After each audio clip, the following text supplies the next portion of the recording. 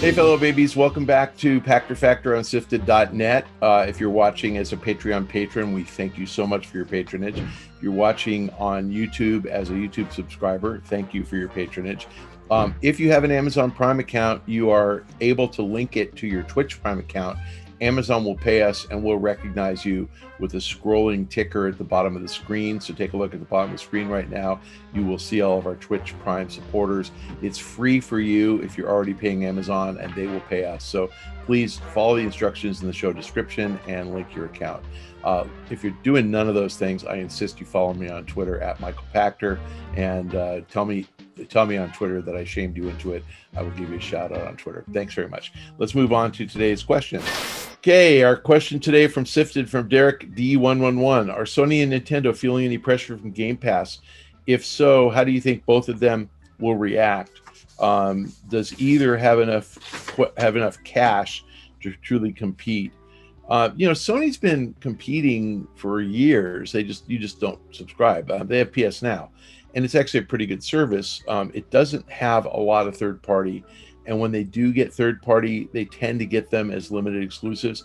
So, back in 2018 or 19, they had GTA 5. I think it was like 3 months, and that game came out in 2013. So they don't have them on there forever. Microsoft has a deal with EA. They get everything forever. They get catalog, like year-old or 2-year-old games, but you can go back and play Command and Conquer, I think, on Game Pass. So that's really the big difference. And the answer is no. I don't think Sony has enough money to bid up third-party content, and they do have great first-party content. Their approach is sell you first-party content, not put it on PS Now. Microsoft is sucking it up, not making the money on first-party content and putting it on Game Pass. Sony's first-party capability is every bit as strong as Microsoft's after all the Microsoft acquisitions. Sony's first-party games, I'd say Microsoft caught up. So I would say they are now equal with all the Bethesda stuff and all the Obsidian and whatever other studios they bought. And Sony still believes they can sell the game and sell 10 million, 15 million units of God of War, and so they don't want to put it on their subscription service. And so do they have enough money? Honestly, they would lose money if they did that. And Microsoft loses money on Game Pass, and they're fine with it, because Microsoft makes plenty of money from all their other businesses. So I do not think that Sony will do what Microsoft's doing. I don't think that they intend to. Sony bought Gaikai and OnLive, so streaming services, and then announced a letter of intent to do a deal, or memorandum of understanding to do a deal with Microsoft Cloud, which means that they're not as committed to those streaming services as they maybe should be. But again, Microsoft Cloud's pretty good, and they can deliver games anywhere. But why do cloud if you're not doing some type of streaming service? So the truth is, I think that Sony will figure something out. It wouldn't surprise me if they did a deal with Google and a deal with Amazon, and they figured out a way to get Sony content on various cloud platforms and stream. But I don't think that, look, this is a company that can't even figure out whether they should be at E3 or not.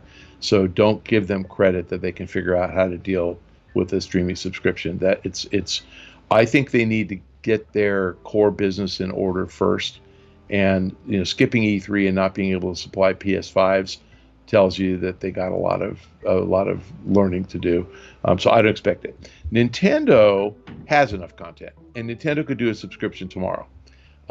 They don't seem inclined to do so, and I want to give them credit, because I had lots of bad things to say about the late Mr. Iwata when he was alive, and saying that he didn't really understand the business climate, and although they were successful, they weren't as successful as they could have been.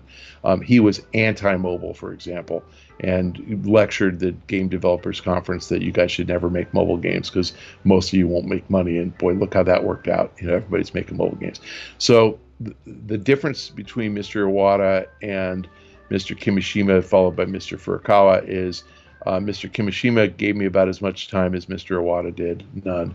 And Mr. Furukawa and I have had 2 teleconferences so far. And unfortunately for me, I had to cut him off after 45 minutes on the last one. He gave me an hour. So he's a very, very generous, thoughtful CEO who wants to learn from what others have to say. And I credit that company with having the introspection to recognize that they don't have all the answers and they want to hear what people say. And Mr. Furkow asked me what I thought they could do better, and I said subscription service. Now, I'm going to paraphrase what he said because he didn't say it this way, but yeah, it was something to the effect of, yeah, that's a dumb idea. Thanks for the suggestion. Now, he didn't actually say that, but it was more of like, oh, yeah, well, of course, we'll carefully consider that. But it was clear that he wasn't going to. But I'm going to have more conversations with them, and I'm going to keep saying it, and I'm saying it to you too. They should take their catalog, and I'm talking Game Boy, Game Boy Color, Game Boy Advance, Game Boy Advance SP, DS, 3DS, Switch, and they should put everything into a subscription service and maybe cut it off at 2016, so pre-Switch. But take every game they made pre-2016 and put it into a streaming service. And you could put it in mobile, tablet, PC, TV, desktop, television, use this internet connection on your TV.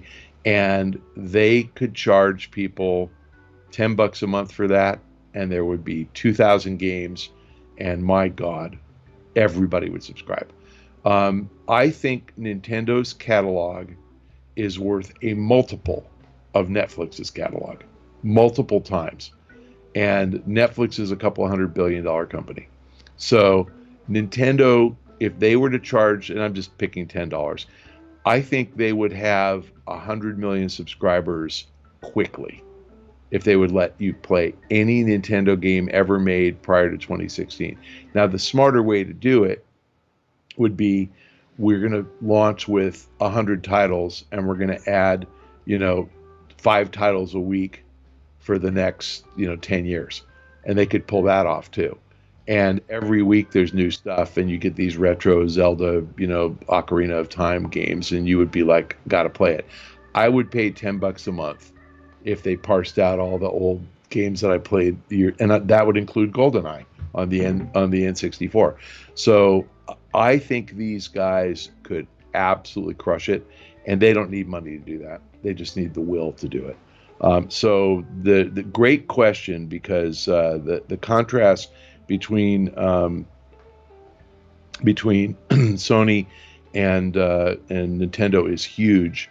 And Microsoft, I don't think the Microsoft Game Pass is a particularly great idea, but I think Microsoft Game Pass off console is a smart idea, because if you eliminate the need to purchase a console, and I can still buy, so I still use Game Pass to play games, am I gonna buy a console?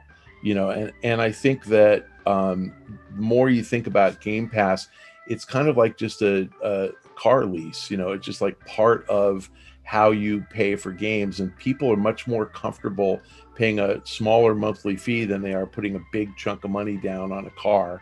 So a lot of guys lease cars, and they pay $200 a month instead of finding $30,000 to buy a car, or saving up $5,000 or $6,000 for a down payment on a car. So I think Game Pass is going to actually bring in more people, particularly with this service that doesn't require a console to play. And you can use your PC and download the game with the PC, download the client to the PC, or you can just purely stream if you choose to. The download facilitates multiplayer. But again, I think people are going to subscribe to Game Pass and not buy consoles eventually. And so I actually think Game Pass is going to work pretty well. Okay, well, thank you for joining us on Pachter Factor on SIFTD.net for this week's episode. I really appreciate any of you who are able to support the program through a Patreon patronage, through your Patreon patronage. If you have linked your Twitch Prime account to your Amazon Prime account, you can look at your name right down at the bottom, and it is scrolling by. Thank you so much for your support. If you're watching on YouTube and you are a YouTube subscriber, thank you for your support. If not any of those things, follow me on Twitter at Michael Pachter. It's easy to spell. Give me a reason why you joined. Say that I shamed you into it. I will give you a shout out on Twitter. Thanks for joining us. We'll see you next time.